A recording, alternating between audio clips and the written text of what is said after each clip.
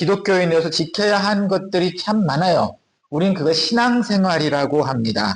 생각보다 그렇게 지키는 것이 쉽지가 않습니다. 잘 지키는 사람이 있는가 하면 전혀 관심이 없으신 분들도 있어요. 한국에 제 친구 하나가 이번에 아주 큰 교회에서 장로를 뽑는데 후보가 됐어요.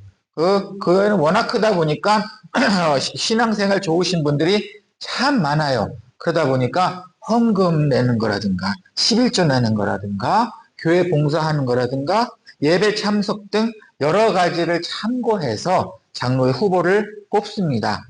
그러다 보니 이미 후보에 오른 것만으로도 신앙생활이 대단하다는 것을 알 수가 있어요. 이제 선거를 앞두고 나니까 이제는 교회에서 이제 그분들에 대한 후보들에 대한 인포메이션을 이제 다 이게 돌렸습니다. 뭐 교회가 워낙 크니까 모르는 분들이 대부분이에요.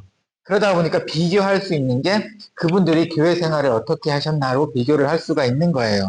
뭐 그분들이 사회에서 무슨 일을 하는지는 안 써놔요. 교회니까. 그분들이 그건 중요하지 않습니다. 그건 중요하지 않고 교회에서 어떻게 활동을 하셨는지에 대해서는 참 중요하게 다룹니다. 그래서 그 나머지 분들의 경력을 쭉 봤어요. 일단 제 친구도 주일학교만 22년을 했어요. 주일학교만. 장로 후보고 그런데도 50대 초반 중반까지 되는데도 주일학교를 22년을 했으면은 내가 처음 주일학교 선생했을 때 그 아이가 이제 결혼을 해서 그 아이가 낳은 자식이 자라면 주일학교 들어올 때쯤 되는 나이에요. 그러니까 그만큼 오래 하신 거죠. 네. 게다가 부장집사는 당연히 하셨고 원래 2년밖에 안 되는데 2년 하고 나서 그만두시면 또 그냥 일반 교사로 또 봉사하시고 또 때 되면 또 부장하시고 그러니까 참 겸손하게 22년을 섬기셨어요. 근데 그 후보 중에서 이제 다른 거 이제 저도 이제 이렇게 보게 되니까 이제 어떤 분은 식당만 10년 봉사하신 남자분이 계세요. 식당만 고생하셨겠죠. 벌써 딱 그 얘기만 들어도 우리는 교회 봉사하다 보니까 아 이분 고생하셨겠다라는 게 느껴집니다. 예, 그만큼 그 외 다른 분들도 뭐 교회에서 부서마다 10년에서 20년은 보통이고 아무튼 열심히 하셨다는 게 티가 났어요. 뭐 그분이 뭐 그래서 이제 그 근교에서 뭐 투표를 하고 뭐 그것도 교회법이 있습니다. 근데 오늘 아침에 오는 길에 얘기를 들었네요. 그분이 이제 장로님으로 뽑히셨대요. 좀 잘 됐어요. 잘 된 것 같아요. 이제 가다가 이제 저도 축하 인사를 한번 해야 될 것 같습니다. 그러다 보니 생각이 났어요. 교회 생활, 신앙 생활이 쉽지 않은데 교회가 크든 작든 참 교회 생활, 신앙 생활이 쉽지가 않아요. 22년 동안 불만이 없었을까? 아이, 나 교회 못 다니겠다. 이런 적 없었을까? 어떻게 하면 그 긴 시간을 그렇게 버틸 수 있었을까? 우리도 어떻게 하면 하나님 보시기에 좀 어떻게 멋진 신앙생활을 할 수 있을까? 예수님은 혹시 성경의 이 부분에 대해서 뭐라고 말씀하셨나 궁금했어요. 그래서 오늘의 궁금증을 해결하기 위한 본문을 결정되었습니다. 좀 도움이 되었으면 좋겠어요. 지치지 않고 상처 없는 신앙생활. 정말 쉽지 않은 것 같아요. 가장 먼저 살펴볼 것은 일단 율법이 먼저 한번 살펴봐야 될 것 같아요. 성경에서는 교회생활, 신앙생활이란 말이 아예 없어요. 아예 없고 가장 먼저 율법, 계명이라는 말을 씁니다. 벌써 무겁죠? 율법, 계명, 정신없고 복잡합니다. 지금 생각하기가 좀 복잡한 것 같아요. 그런데 이때 당시에 그 율법을 살펴보는 것이 아마 우리가 교회 생활을 하는 것을 돌아보는 것과 거의 비슷할 것 같아요. 일단 먼저 볼게요. 왜 돌아봐야 되냐면 그때는 종교하고 교회하고 떨어지지가 않았어요. 그냥 같이 하나였어요. 성경에는 613가지 법이 있어요. 그 중에서 넌 이걸 해야 돼 라고 말하는 건 248개가 되고 하면 안 돼. 365개. 그렇게 해서 613개예요. 근데 어느 분이 이렇게 해석해놨더라고요. 사람의 몸에 뼈가 248개가 된대요. 그건 해야 돼. 뼈에다 새기라고. 그리고 하지 말아야 될 365개는 매일매일 각성하고 생각해야 돼. 그래서 365개야. 라고 말씀을 하셨는데 그렇게 신빙성은 없어 보여요. 외우기 좋으라고 말씀하신 것 같아요. 은혜는 됐어요. 은혜는 됐어요. 그런데 이 율법은 크게 세 가지로 나눌 수 있습니다. 하나님께 제사 지내는 법이 있고 하나는 도덕적인 거, 십계명이 될 수 있고, 또 하나는 너네가 어떻게 살아야 되는 생활의 법이 이렇게 세 가지를 나눌 수가 있어요. 근데 그 중에 우리가 오늘 생활법을 좀 보려고 해요. 이 생활법도 한 40가지 정도가 나뉘어져요. 그때 당시 율법이, 그 법이에요. 그게 그렇게 살아야 돼요. 그 중에 하나는 뭐냐면은 일단 뭔가 나르는 거 주일날 하면 안 돼요. 나르면 안 돼요. 그리고 불을 피우고 끄는 거 이거 안 돼요. 주일날 하면 안 돼요. 그러니까 주일날에 식사를 하려면 토요일날 미리 만들어 놔야 돼요. 그리고 글을 쓰거나 지우는 거 이거 하면 안 돼요. 주일날 하면 안 돼요. 율법에 그렇게 돼 있어요. 요리, 빨래, 집안일 이거 하면 안 돼요. 주일날에 하면 안 돼요. 그리고 끈을 묶거나 끈을 푸르는 거 이거 주일날 하면 안 돼요. 절대 하면 안 돼요. 하면 안 돼요. 이거 그리고 옷감을 물들이는 염색 이거 하면 안 돼요. 이거 하면 안 돼요. 그리고 농사에 관한 모든 거 하면 안 돼요. 정말 하면 안 돼요. 주일날은 하면 안 돼요. 그리고 목축, 뭐 소를 키우고 이거 하면 안 돼요. 아무것도 하면 안 돼요. 아무것도. 그리고 하루에 2,000걸음 이상 걸으면 안 돼요. 이게 율법이었어요. 그때 당시에 법이었어요. 그렇게 해야 돼요. 그리고 경건하게 하나님한테 예배만 드리는 게 이들의 삶이었어요. 이게 율법이에요. 그러니까 이게 신앙생활인 거예요. 이게 생활. 그러니까 우리 율법을 안 볼 수가 없어요. 그러면 그 율법을 잘 지켰느냐, 이 사람들은? 정말 가능한 많이 지켰죠.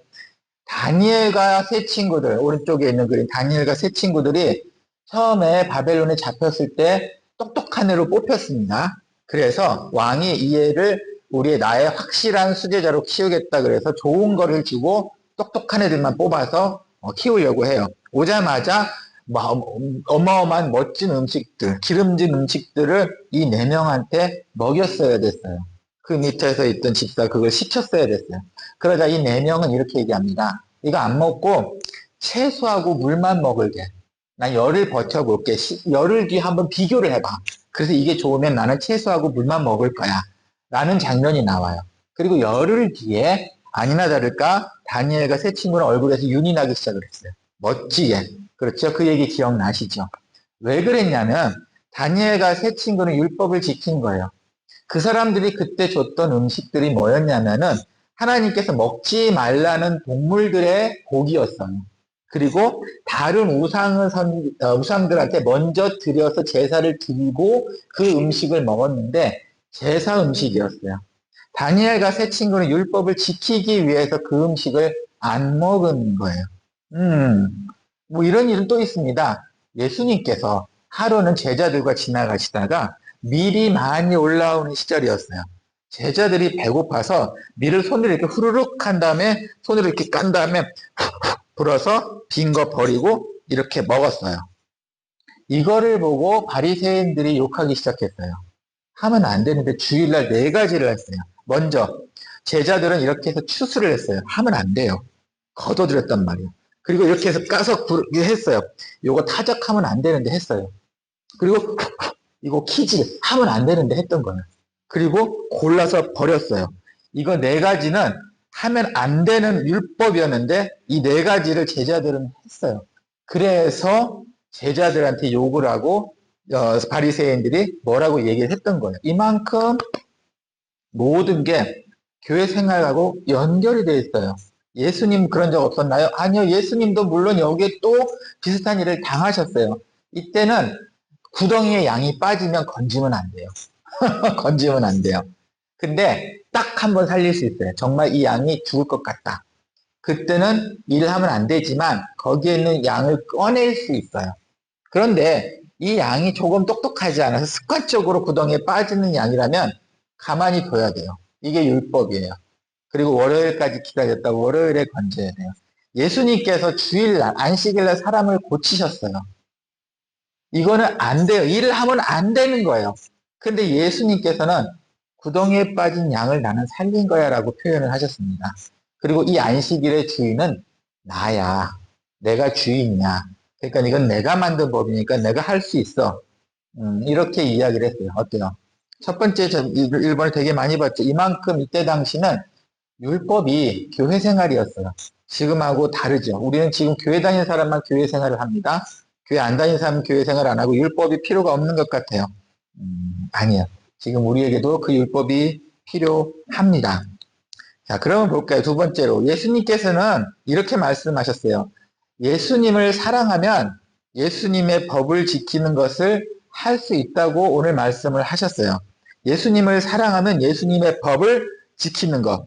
다시 말하면 예수님을 사랑하면은 교회 생활을 잘할 수 있다고 말씀하셨어요. 예수님 사랑이 우선이라는 겁니다. 두 번째, 예수님 사랑이 우선이다. 교회 생활보다 예수님 사랑이 우선이라고 예수님께서 말씀하셨어요. 사랑하기 위해서 교회 생활, 교회법을 지키는 게 아니라 사랑을 증명하기 위해서 우리는 교회법을 지키는 겁니다. 예전에 술 드시면 사고를 치시는 분이 계셨어요. 그분이 벌써 연세가 딱 제 나이 또래네요. 근데 그분이 딸이 하나가 있었어요. 이분은 술만 먹으면 그렇게 주사가 너무 심했어요. 그래서 파출소를 정말 술만 먹으면 갔다 오시는 분이에요. 싸우니까. 그런데 이분은 자기 딸이 정말 너무 예쁜 딸, 그 딸만 믿고 사신 분인데 이 딸이 공무원 시험을 준비를 했어요. 그런데 아마도 자기 딸이 공무원이 되거나 이럴 때 그 배경을 조사할 때 아버지의 그 이력을 봤을 때 빨간 줄이 쭉쭉쭉쭉쭉쭉 그어져 있으면 이건 그렇게 좋은 것 같지는 않았던 것 같아요. 근데 아버지가 그걸 아셨어요. 그 아빠가. 주사를 부리면서도 딸한테 불이익이 가기 싫은 거예요. 그래서 주사를 무슨 누구나 싸워서 경찰서 가면은 거짓말을 얼마나 많이 하시는지 어마어마한 거짓말로 자기는 빠져나오려고 해요. 근데 이것도 한두 번이지. 그래서 이 딸하고 약속을 했답니다.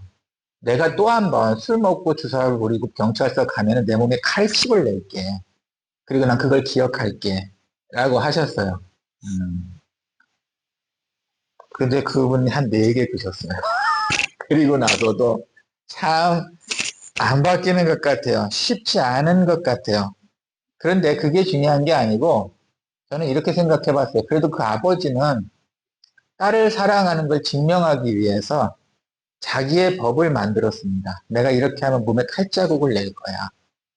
그리고 또 후회해요. 그리고 또 가면은 또 몸에 칼자국을 냅니다. 또 후회하고 또 합니다. 4번이나 그랬어요. 어쨌든 얼마나 더 했는지 그건 잘 모르겠어요. 마지막 4번째 했을 때 저를 만났기 때문이에요. 그리고는 그 분의 사랑을 봤어요. 참 대단하죠? 그분은 자기만의 법을 지켰어요. 몸에 칼집을 냈단 말이에요. 좋든 나쁘든. 왜? 자기 사랑을 표현하기 위해서. 자기 딸한테 자기의 사랑을 표현하기 위해서 몸에 칼집을 냈어요. 좀 내용은 좀 다르지만 이런 것 아닐까 생각합니다. 하나님하고 예수님하고 우린 약속을 했습니다. 예수님께서는 우리의 약속을 기다리고 계세요. 근데 우리는 잘 지키지를 않아요. 그리고 또 약속을 합니다. 몸에 칼집을 내면서까지 약속을 합니다. 근데 또 지키지 않아요. 이걸 보고서 이렇게 생각했어요. 하도 하도 힘드니까. 이분은 주사라고 얘기했지만 우린 다른 부분이 있겠죠. 어쩌면 예수님께서는 우리에게 원하시는 것을 완벽하게 법을 지키는 것이 아닐 수도 있겠다. 워낙 힘드니까 사람이기 때문에 어쩌면 예수님께서는 내가 정말 예수님을 사랑합니다는 그 증명을 보시고 싶어 하실 수 있겠다. 몸에 스스로 칼집을 내고 정말 전 안 할게요 라는 이 증명을 보고 싶어 하시는 거 아닌가라는 생각도 한번 해봤습니다. 그래요. 근데 이분 입장이고 제 입장 좀 들어보세요. 저는 운전을 하고 가다가 앞차에서 싸움이 걸었어요. 어떤 술 먹은 아저씨가 앞차하고 주인하고 싸우고 괜히 저를 건드려서 막 행패를 부리는 거예요. 난 뒤에 있다가 나도 가야 되는데 이 싸움이나 말려야겠다. 그래서 내려서 그 싸움을 말렸어요.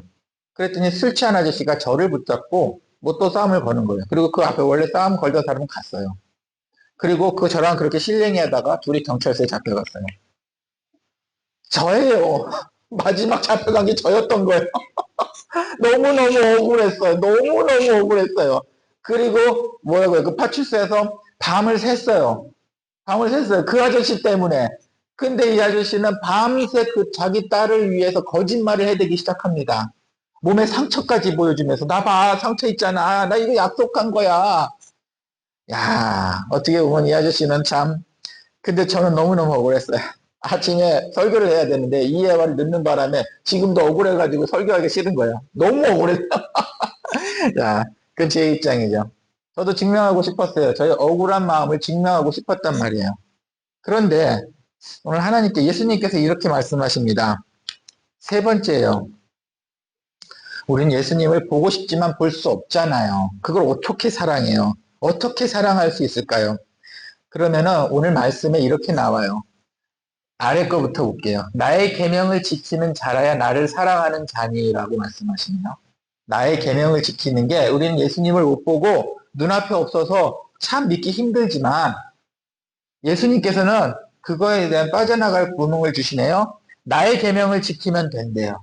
그 나의 계명이 뭐냐면은 오늘 14장을 봤는데 위에 13장이 있어요. 내가 새 계명을 너희한테 주노니 서로 사랑하라. 내가 너희를 사랑한 것 같이 너희도 서로 사랑하라. 613가지 말고 또 하나의 법을 주셨어요. 서로 사랑하래요. 또 법이야? 지긋지긋하죠? 아니에요. 613가지를 이길 수 있는 딱 하나의 법을 예수님께서는 말씀하셨어요. 서로 사랑하라. 그리고 오늘의 말씀이에요. 그걸 서로를 사랑하고 내 계명을 지키면 첫 번째는 예수님을 사랑한다는 뜻이래요. 난 직접 보지 않았어요. 예수님을 본 적이 없단 말이에요. 대화도 한 적이 없어요. 사랑할 수가 없겠어요. 그랬더니 서로 사랑하라. 그러면은 서로 사랑하면 나를 사랑하는 것으로 인정을 해주겠답니다. 그렇게 되면 두 번째로는 하나님께서는 우리를 사랑해 주신대요. 내가 누군가를 서로 사랑하면 예수님께서 사랑해 주시고 그거를 하나님께서 또 내 사랑을 받아주신대요. 그리고 요 14장에 있는 그 말씀 거기 하나 더 그리고 우리와 함께 계시겠다는 거예요. 그 말뜻이 14장 21절입니다. 자, 서로 사랑하면 돼요. 결국은 되게 쉬운 답을 주셨어요. 서로 사랑하면 예수님이 사랑해 주시고 하나님도 사랑해 주시고 나랑 같이 있어 주신다는 거예요. 성령 하나님께서. 그래서 저는 그분을 사랑하기로 했습니다. 아, 그래도 분이 나요. 그래도 분이 나요. 정말 쉽지 않아요. 너무 억울했어요. 24시간, 그 밤새 그 경찰서에서 그 이러고 지키고 있는데 화장실 변기통 옆에 있고 정말 그 영화에서 보던 거기를 밤새 있었던 거예요, 저는. 너무 억울했어요. 난 싸움 말렸을 뿐인데. 그래도 사랑하랍니다. 교회 생활이 그런 거 아닐까 싶어요. 서로 사랑하랍니다. 그러기 때문에 22년을 하던 버틸 수 있지 않았을까요? 한 여자아이가 있었는데 그 오빠가 있었어요. 그런데 차 사고를 당했어요. 아빠가 운전하다가 차 사고를 당한 바람에 오빠가 조금 위험하게 됐어요. 생명이. 그래서 피를 헌혈을 해줘야 되는데 가장 피가 똑같은 게 여동생인 거예요. 그래서 아빠가 여동생한테 물어봤어요. 야, 네 피를 조금 오빠한테 나눠줘야 될 것 같아. 그래야 오빠가 살 수 있을 것 같아. 라고 이야기를 했습니다. 그러자 이 아이가 조금 생각하더니 예, 그럴게요. 뭐 조금 이제 한 대여섯 말할 수 있는 그 정도 나이였던 것 같아요. 네, 그럴게요. 그래서 얼마 되지 않은 피지만 이 아이의 피를 뽑아서 오빠에게 도움을 줬대요. 그리고 시간이 얼마나 지났을까요? 오빠는 많이 회복이 됐어요. 그래서 이 여자애한테 아빠랑 엄마랑 와서 고마워. 네 덕에 오빠가 살았어. 그러니까 이 여자가 이렇게 말을 합니다. 다행이네요. 그럼 전 언제 죽어요?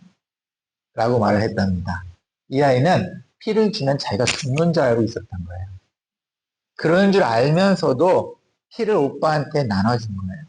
그냥 사랑하니까. 사랑하니까. 그 이 아이는 그럼 이제 죽을 날을 기다리는 거죠. 전 이제 언제 죽어요? 야, 이렇게 사랑할 수 있을까? 죽을 줄 알면서 그걸 했다고요? 야, 이 서로 사랑하라는 뜻이 도대체 뭘까? 이것까지 포함일까? 네, 이것까지 포함입니다. 이렇게 서로 사랑했을 때 한번 아버지의 입장에서 생각해 봅시다. 아버지는 이 딸을 얼마나 더 사랑하게 될까요? 아버지 입장에서는 아들도 딸 사랑하고 딸도 사랑해. 그런데 지네가 피를 서로 나누면서 죽을 것까지 각오하면서 서로 살리겠대요. 이 아버지는 얼마나 기쁠까? 얼마나 기쁠까? 서로 사랑하라란 말이 이 뜻입니다.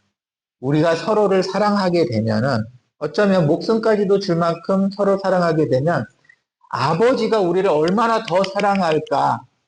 바로 이 내용이에요. 너희가 서로 사랑해. 그러면 니네가 날 사랑하는 걸로 인정할게. 왜냐하면 내가 널 너무 사랑하니까. 너희 사랑하는 모습만 봐도 내가 너를 너무 사랑하니까 너희가 서로 사랑하는 걸로 인정할게.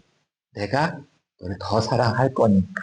하나님도 너랑 함께 하실 거고 성령 하나님이 너 평생 같이 있으실 거야. 교회는 하나님께서 직접 세우셨어요. 신앙생활을 하다 보니까 참 많은 일들이 부딪힙니다. 우리는 다 하나님의 자녀고 그러니 서로 사랑하는 게 맞아요. 맞아요. 근데 교회를 떠나서 여러분들도 많은 사람을 만나실 겁니다. 관계도 없는 사람들 만나서 스트레스를 다 받으실 거예요. 사업상, 일상, 그렇죠. 그런데 이런 사람을 사랑한다는 것은 사랑하게 된다면 예수님이 우리를 사랑한다는 겁니다. 우리의 사랑을, 우리가 하나님을 사랑한다는 것을 인정해 주신답니다. 어쩌면 사랑하는 게 가장 우선일 것 같습니다.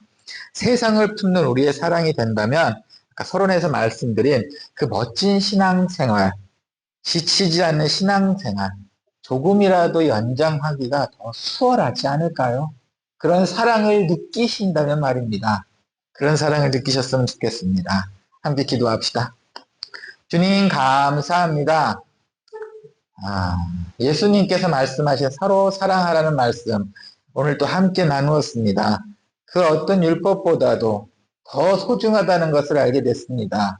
본 적도 없는 예수님을 더 사랑할 수 있는 방법이라는 것 또한 알게 되었습니다. 그리고 힘들고 지칠 때 우리가 빠져나갈 수 있는 돌파구, 그 사랑이라는 것 또한 알게 되었습니다. 우리 안에 사랑이 늘 넘칠 수 있도록 함께 해주시옵소서.